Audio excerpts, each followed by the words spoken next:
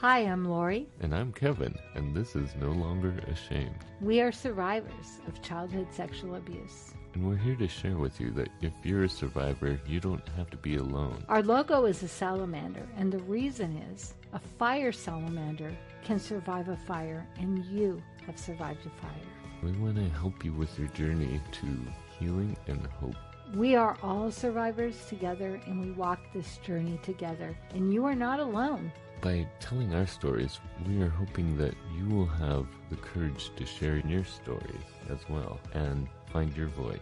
Because stories are so important, and for so long I know that I wouldn't tell my story, but when I finally shared my story, that's when I got my freedom. And this is our journey and your journey to healing and hope. So come with us. And our guest today is Luke. Luke found us because he was listening to our podcast. And I'm so glad you reached out, Luke. I'm glad to be here. And we're really excited to hear your story. So we'll just jump in and let you tell us. All right. Well, it started when I was 16. We thought she was a friend of ours. I was already using drugs to an extent, but she was giving me drugs. So this was a friend. It wasn't like a relative or a... Right. She was 22 years old. Oh, wow. I was 16. Yeah. And so she was giving you drugs and she would wait until the drugs had kicked in or the alcohol kicked in because she was giving us alcohol as well. And then she would wait till we passed out, one of us, because I'm not the only victim of her, unfortunately. But she would wait until we pass out and then do it. She did that with me. She had somebody else hold me down while she raped me. I still, to this day, I can remember the park, the bathroom that it happened in, the sounds, especially like someone at one point there was banging. So, that sound triggers me, especially like 4th of July, it'll trigger me. Because it sounds like the banging sound you were hearing. Yeah. So was there a point where you realized that she was hurting you and taking advantage of you, or what? That actually didn't come until I was about 22 years old. At that point, I was still using. I was fully into my addiction. I was just using it to escape by that point, to not remember. And it finally it hit me. It's like, oh, that's what that was. That wasn't consensual sex. That was rape. And the first person I told was my mom, and she broke down and cried. She didn't know how to react. Yeah. I told my younger sister, and she's supportive. She's always been supportive, but I didn't get clean for a while yet. I attempted suicide 3 times, tried to hang myself twice, and I tried to shoot myself. The rope broke twice, and the last time somebody walked in and stopped. I'm so glad. That's by the grace of God. But I never dealt with the issues. The trust issues are still there. They're still there. I'm learning to cope with them and deal with them now, instead of bottling them up. But it's a daily struggle. The smell of perfume will trigger me. On the blank. Okay, so what brought you to finally get clean and sober? And then was it when you got clean and sober that you then dealt with it, or? Well, originally it was the last suicide attempt, and I was sober for 5 years, and I relapsed, and that relapse actually ended up with me in prison. And while I was in prison, there's some psychiatrists that were helping me. There was a psychiatrist, a female actually, who was willing to sit with me and talk with me. And even though I still have those trust issues, I trusted her enough. I think for me, it was, I had to shut off the fact that she's a female. And I had to just see her as a psychiatrist. When you told her your story, were you surprised by her reaction? I was. She was very supportive. To this day, I don't know if it's just her being her, doing her psychiatry thing, or if it was she actually was trying to help. Like, I want to think she was trying to help. But like I said, there's that trust issue that is still there. For the longest time, I only saw women as objects because what she did to me. Yeah. Just, I guess, it changed my perspective on sex and on women to that extent where I only, like, if I'm going to do that to her, it's just because I can't. That's a bad perspective. It's a horrible perspective. Yeah. But it's actually a reaction more than a perspective. And what I'm really curious about is two things. One, I really want us to talk about the trust issue. Yeah. But first, I want to bring up this thing about, so you ended up in prison. You finally told your story to your psychiatrist, and you'd already told your mom, but had you spoke about it? I mean, we always talk about how it's really different for men than women. We have different responses. It's harder for men to tell people. I mean, not that it's not hard for women, but if a woman tells her story, she's going to get instant sympathy. If a man tells a story, there's going to be some questions. Well, yeah. And also men don't know how people are going to react, so they're afraid of that reaction more. That was huge for me. I'd always been afraid of it. That there's that stigma with men that maybe we wanted it or we were asking for it. And I never asked for this. Mm-hmm. This destroyed. Yeah. And it's funny because if a man's abused by a woman, people really treat it differently, and they almost treat it like it's not a big deal, but it is. It's a huge deal. And, one of the reasons I wanted to do this was because I want to help the guys that are still out there that haven't come, and I want them to get help. What has it been like for you to start telling your story? Like, you talked to Kevin. I don't know if you've talked to friends. Now you're telling me. What has that been like for you? It's been hard. I actually had started writing a book, and it's been very therapeutic for me. Mm-hmm. Just being able to get it out has been helpful. There's still a lot of fear. Fear, yeah. What do you think the fear is? I think I have a fear of that stigma still. That people are just going to see me as someone who wanted it. Or there's also the fear that I'm just damaged goods. And that's not true. I've had that fear for a long time. I destroyed a lot of relationships with females because of that. I would self-sabotage. Mm-hmm. Yeah. Well, that's the safest thing to do. Then you won't get hurt, but you still get hurt. It's funny. It's so crazy how our brain works. And when we keep it inside, then it's cycling in our brain. And I heard this professor say this one time, if we keep it inside, it doesn't know what file to go in. So it just keeps circulating. But when we start to speak the words, then our brain goes, oh, now I know where to put that. And that's why telling our story, whether it's like you writing, typing, but telling and also being careful. Kevin and I talk a lot about, if you're going to tell someone, find somebody safe that's not going to, give you a terrible reaction. Or question you. Yeah. Or say, well, why didn't you fight back if you weren't I mean, there's all these things that people say that can, but truthfully, it's scary, but most people do want to help generally. That's what I found. I mean, there are the people that don't know how to help, and so they say things that don't help. But most people generally are sympathetic, and the stigma is tough, but you know where you stand, and you know where you stand with God. And that's what really matters. So I've found when I talk about it, I know who I am, where I stand, that I have a purpose in life, that, I'm not damaged goods. So you kind of have to build yourself up before you can start telling people, because you have to know what they think of you isn't as important as what you think of you and what God thinks of you. Right. And that's what matters. And so that helps when you kind of prepare yourself that way. I definitely agree. For me, what I think led up to that point where I was suicidal was that's all I saw myself as, was damaged goods. Yeah. And that I didn't have that self-esteem or hope, and I didn't know where I stood as far as God or anybody was concerned. So I just got to that point of hopelessness. Yeah.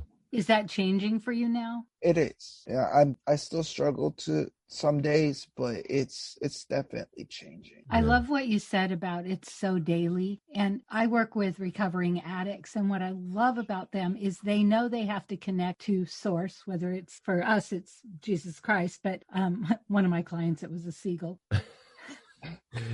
And I said that at a meeting once and everybody yelled out her name. So everybody knew it. But anyway, that connecting every day, and the people that I'll say regular people I coach that haven't struggled with any of this, they don't see the value in daily connecting. And so I actually teach a class. It's on publishing, podcasting, and coaching. And part of the assignment is they have to spend 5 minutes a day, either in prayer or quiet time, meditation, whatever it is for them, because it is so daily. Yeah. People don't realize it's part of what we do to recharge and prepare and get ready. Mm-hmm. And if you never do that, it's easy to kind of fall back into those old patterns, and listen to those tapes that tell you, like we just talked about self-forgiveness recently in one of our episodes. And, it's so easy when you do something, you make a mistake and just start on yourself and just get down on yourself. Mm-hmm. And then all those old tapes come back that say you're a failure. You can't do anything right. All those. Or who's going to love me? Yeah. I think that was one that played through with me. Mm-hmm. And I'll tell you, Luke, I ended up marrying a gay man, and I didn't know he was gay, of course, but they had 3 kids. We had 3 kids. Oh, wow. So, but, I think that was part of my healing, to have someone that wasn't interested, right? So until we start to work through, and at that point I hadn't worked through anything. Yeah. In fact, you know what I used to say? My drunken grandpas used to babysit me. It's crazy that nothing ever happened.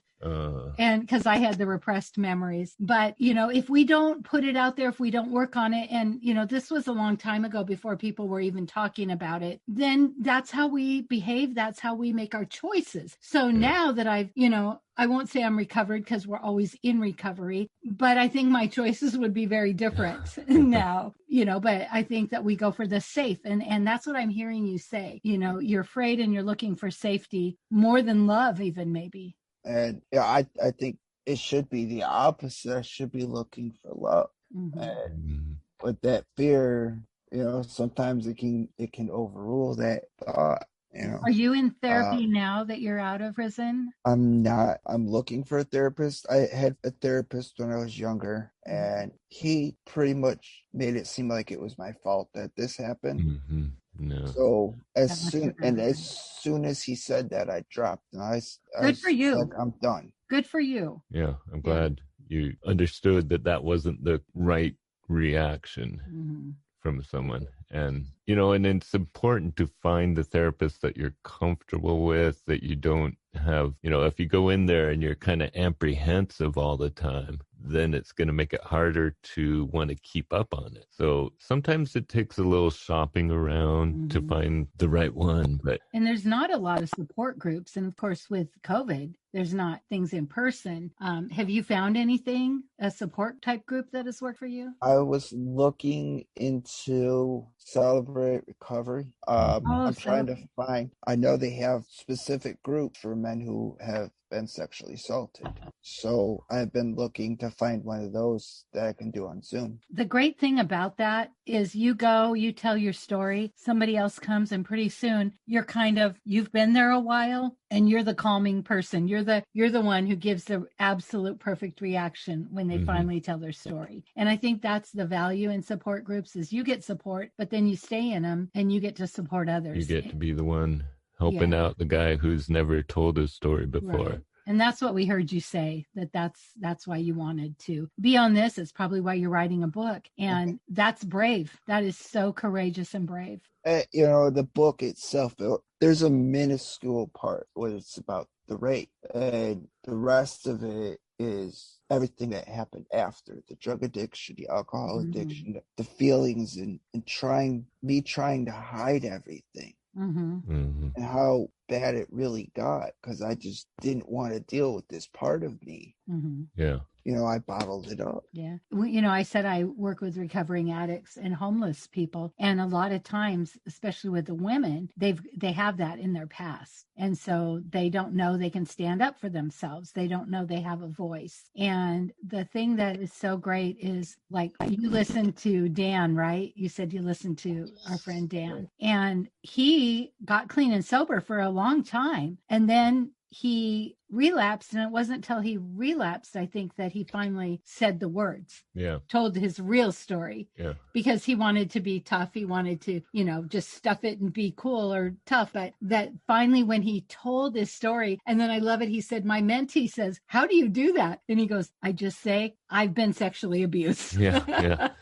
But like I said, you kind of have to come to that place of self-love, of knowing who you are, that you matter, that you do matter. And part of it is we have to get to a place of understanding why we were doing all those things that we had to do to cope. Mm-hmm. And I know for a long time, I felt really terrible about how much time I wasted, how much time I spent trying to get wasted, how much time I wasted trying to get wasted. And then all the time I spent being wasted. And I really have, I had a lot of regrets and remorse over that. But you got to look forward. And when I started looking forward and turned around from that was when my life started changing, and I started realizing that I did matter, and I started treating myself like I did matter. And that's where you start finding out what you really want in your life. Where would you say you're on that scale? If 10 is absolutely loving yourself and 1 is, the pits. What number would you give yourself? I'd say I'm at a 7 right now. Oh, that's great. I'm only 19 days sober. But this time when I got sober, I started to become more accepting of it, and just, I'm rolling with it and just going, okay, this happened, and this happened for a reason, and I don't need to drink over this. I don't need to get high over this. Yeah. I need to deal with this problem. This situation. Can I ask how old you are? I'm 37. Mm-hmm. Oh, wow. I would never have guessed that. I knew either. You look. My oldest is 33 and my youngest is 29, and I was thinking you were like 25. But here's the thing, that when, the fact that something is different this time, you got clean and sober, you're reaching out, you're thinking about Celebrate Recovery. And when we're going to drop the episode of Avrami, and we were blown away at his self-confidence. He had to report on a babysitter when he was probably in his 30s. And we both were like so blown away with his confidence. It wasn't arrogance, but his confidence of who he is. And one thing I would say to you, and I think there's people that disagree with me on this, I will never, ever believe that this happened for a reason. I believe what you do with it can really benefit you and strengthen you. But I don't ever think God sits up there and goes, hey, Luke's going to be abused and Susie gets a charmed life, right? Because that's not the kind of God we serve. But everybody says it. And whenever I can, I try to come against it, because when we think it happened for a reason, then we think that we were unworthy, and we are unworthy. That's why Jesus died for us and made us worthy. So this wasn't supposed to happen to you, but it did. So it's what we do with it. It's how we deal with it. And God has a plan for you and a purpose for you. And I think this is a step in the direction of it. In the direction of what God wants in your life. When I remember it too, when I was about 22. I was about 20. I was so mad, and I was in a drunken stupor, but I was so mad that I wandered out in the middle of winter with that thought in my mind. I'm just going to go find this bitch and I'm going to kill her. Oh, And it was anger and frustration and the alcohol, and God stopped me. How did that happen? What did that look like? Just, it was in my mind that this isn't right and I need to forgive her. Wow. Have you been able to do that? I have. Wow. It was difficult, but at that point I was like, I don't want her to feel that, which it sounds crazy, but I didn't want to inflict the same amount of pain on her that she inflicted on me. Wow. That's amazing. Yeah. That's where you're at now. Mm-hmm. Yeah. And we often say forgiveness isn't about that other person. It's the freedom that we get from it. Do you think that changed how you felt after you forgave her? I do. I believe it was a turning point. I still did use for a while after that, but I just kept every day trying to change. Luke, this is what is coming to me is that you've spoke up about your story, and we've done a lot of different research and statistics, but I am sure in prison, many of the men have been sexually abused. And I think what a ministry that you will have because you're telling your story and because you are brave, and that to imagine, like for you, when you found our podcast, imagine that you be in a group in person with somebody and they start to share and you're like, been there, got it. Yeah. I just think all the people that probably already have been touched by you, but in the future will be touched because you're brave and you're honest and willing to forgive. I say this often. There's a podcast I listened to, and the two girls both had been molested as children, and the subject of forgiveness came up, and they were no effing way. Really? And I listened to that, and I actually cried because I thought how sad that they don't understand that it's not about their abuser. Their abuser isn't even thinking about them. No. But they're spending every day thinking, I'm not going to forgive that jerk, and that it's so not about that. So I'm just really impressed that, number one, you tell your story so well. Number two, that forgiveness is usually something that's last on the list. And it sounds like that was pretty much up front. Yeah, like I said, there's still trust issue. Let's talk about trust. Yeah. For me, it's especially, it's women I'm not comfortable around them. Is it women that are the same age as her, or just women in general? Women in general, and it's fear. You're afraid of them? So do you have the physical reaction of getting, like how you get when you're fearful, you get hot and you sweat and you... Yeah. Sometimes, or I'll just get nervous. Mm-hmm. I'll stutter. I won't be able to say things to them, fear of what they might say. What if they find out this happened to me? Is a big one. Wow. What do you think would happen if they found out? It goes right back to them seeing me as damaged goods, which isn't true. Right. It's the story that you used to tell yourself. It's not true anymore. But your brain, our minds change our brain. So the more you say it, then you're changing the pathways in your brain. So, it's like I always say, it's 50-50 chance. They're either going to go, oh, wow, you're awful, or, oh, man, you suffered. And I always say, err on the side of compassion. Like if someone looks at you, you're walking in the store, they look at you and they turn and walk the other way and you're like, they hate me. Err on the side of they're having a crappy day. Mm-hmm. Right. And so that fear is real. It's not made up. But when you start to separate yourself from your thoughts, okay, I'm nervous and it's because I think they're going to reject me. Yeah, a lot of it is just awareness. Yeah.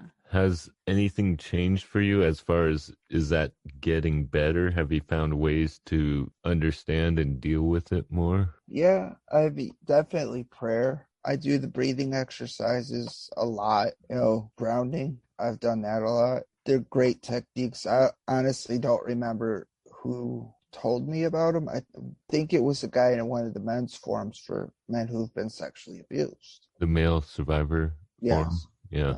That had told me about it. I'm not 100%, but someone had told me about it. Yeah. And I was just like, all right, I'll try it. And as soon as I started trying it, it actually helped. So I'll do that a lot. I'll do the grounding when I'm triggered too. Yeah. One of the things I've learned kind of recently, but didn't understand until real recently, is beliefs follow action. So what you believe in your head, when we want to change our beliefs, we have to do it first with action. And then after a while, like you with the woman that you're afraid of, with your grounding exercises, your breathing, and the prayer, you're teaching yourself that you don't have to be afraid. So after the actions start working for you, then your belief will be, well, I don't have to be afraid because I'm learning how to be around women, and that the things I'm afraid of aren't necessarily true. But we have to teach ourselves that And we teach ourselves that by going through the action, going through the motions and learning the techniques that work. And then we learn gradually that our beliefs that we had before aren't necessarily true, but we believed them because that's what we were taught. Right. Because especially people that are abused as children, they're influenced in such a different way, because of the words that are spoken to them, threats or whatever. And for you, you had no control. Yeah. You were overpowered and no control. But I love that, you see it as a process. And like when I said on a scale of 1 to 10, and you said 7. Yeah, that's I great. mean, that is progress. That's amazing. Yeah, that's so it huge. Shows you're doing the work. And I think, if we all know that it takes work, right, that it's scary to tell your story. Were you really scared the first time you told your story? I was not sure how the reaction would be. I think I cried the first time. When I told my mom, I cried. And her reaction just made me cry more. I think that the bigger thing for me was that fear of telling them. But once I started doing that, it was just it was a great feeling. It was almost, I guess, I would say a natural high. Wow. Mm-hmm. Yeah. It takes a load off you. It kind of takes this weight off of you. Holding things in is exhausting. I got so exhausted for so long that once I did it, it was like, I'm free. I look at you and I hear what you say, and I just envision your story reaching so many people. And the thing is that there's not a lot of people talking about it. In fact, we were listening to a podcaster that's quite famous, and he sort of told his story, but he was still real reticent to actually talk about it. And at the time he recorded it, he didn't even know if he was going to broadcast it. He just wanted to record it, kind of get it out. He's like, I don't know if I'm even going to put this on there. And now he won't respond to anybody. He doesn't want to hear any comments anymore. Yeah, he's just done. He just did that one time and he's done. Yeah. And I think it's a breakthrough to have men speaking about it because of that fear and the stigma. And also we're afraid of our emotions. We're afraid of what we're going to feel.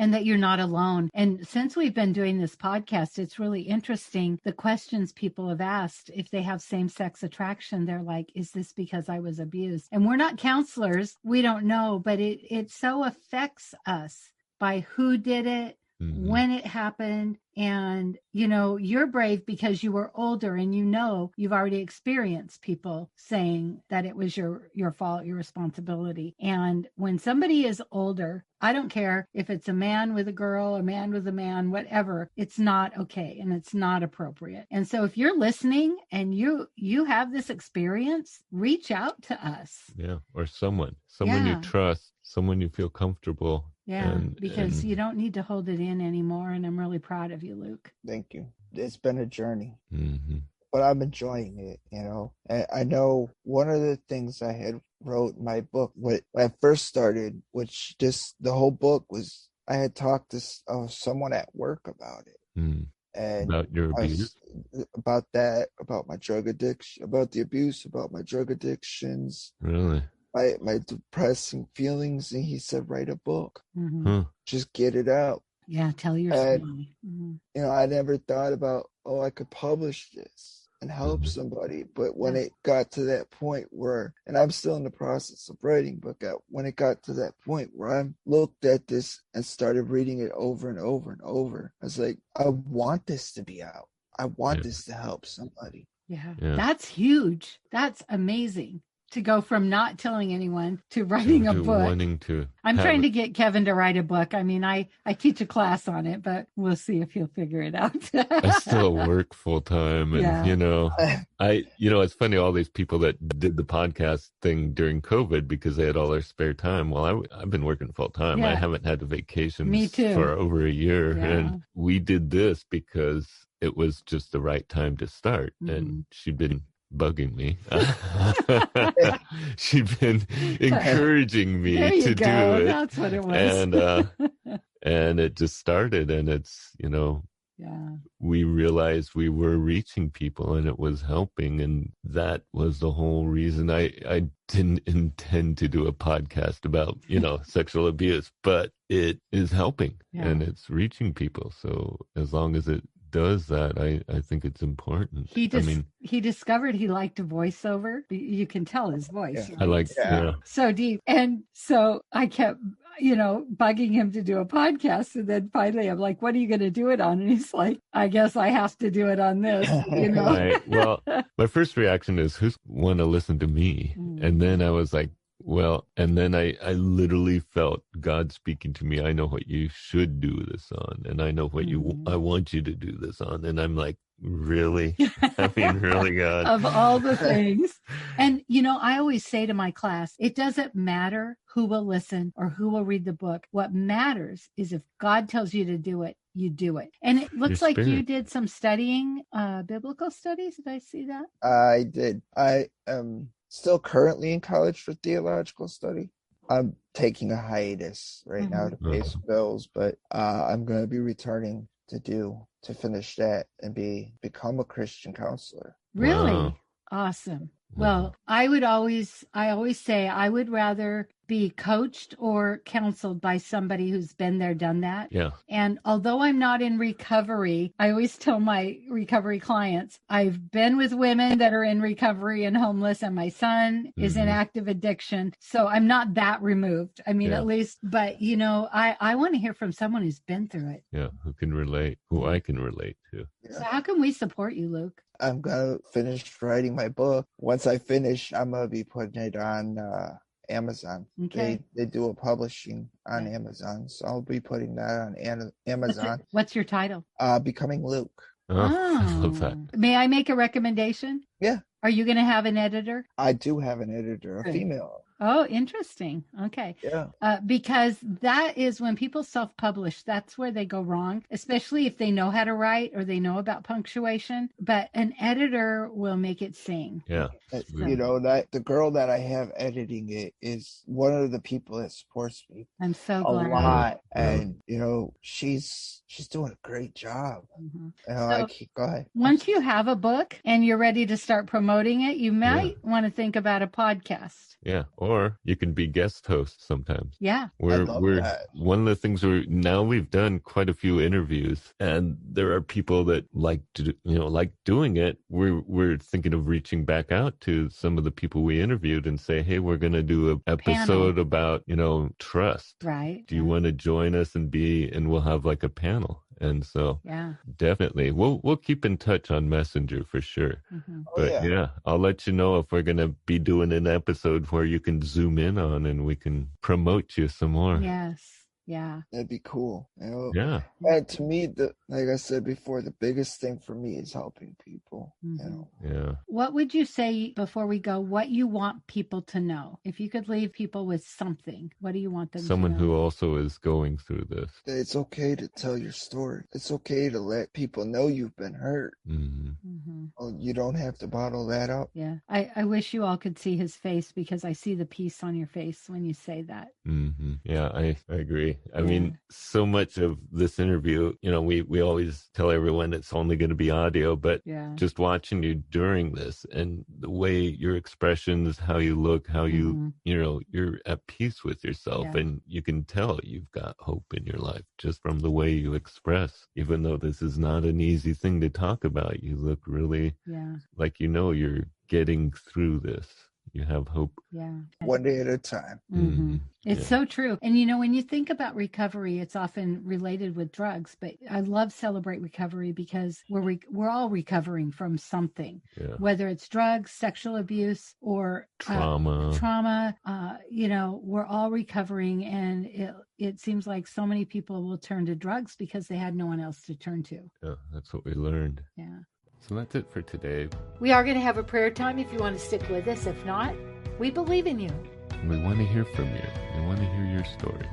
If you like this podcast, please rate and review, because that's how other people can find us. And we really want to spread this message. We'll start. Father, I'm thankful for all your blessings, especially tonight for Luke and his wonderful relationship he has with you and with himself now, that he's found his meaning, his purpose, Lord. And I'm thankful that you're part of that you're in his life and your Holy Spirit is guiding him, Lord. And I just pray for anyone listening that they would find that peace as well, that you would bless them with your presence, your grace, your hope, and help them through this journey. Let them know that you're there for them for this journey, and that you want them to heal and you want to help them heal, Lord. And I just thank you for Luke's inspiration to help others. It's so easy when we're hurt, when we're beaten down, and especially if people question us or, criticize us, to turn against them. But Luke wants to turn towards them and help them. And I'm just thankful that you've given him that inspiration in his life, Lord. And I just pray that you would give him the courage and the strength to continue to help others, Lord.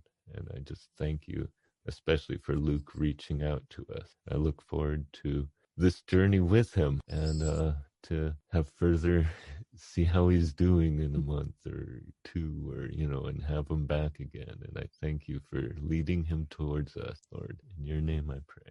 And Father, I'm so grateful for Luke for reaching out, and he's so brave. And the whole time we're talking, I just have this vision in my head of him as a leader reaching out to people and sharing his story with confidence and boldness in you. And Lord, that you are a good God, and we don't know why these things happen, but we do know that with them, we can be stronger and we can help people. And to me, the biggest message is that if you're suffering from this, you're not alone. Yeah. And I'm just so grateful that he was willing to talk with us today, to share his story. I pray for blessings on his life. I pray for a place for him and Celebrate Recovery, that he will feel welcome and part of the community. And I just thank you so much that no matter what happens to us, that you are a good God, and that you always want us to grow and to heal, and that we don't have to stay stuck in anything, Lord. And I'm so grateful for that. In your Son's holy name. Amen. Amen.